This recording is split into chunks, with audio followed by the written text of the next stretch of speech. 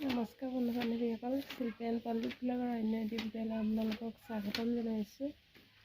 আজি আমাৰ বেটাই বাঁহী শিকি আছেগৈ এইকেইদিন, তাকে ভালকৈ বজাব জনা নাই। তথাপিও আপোনালোকৰ আগত শ্বেয়াৰ কৰোঁ বুলি ভাবিছোঁ। আৰু আমাৰ বেটাক ভালকৈ বজাবলৈ আপোনালোকে আশীৰ্বাদ কৰিব, আৰু পাৰিছে নাই আপোনালোকে কমেণ্ট কৰি জনাব দেই।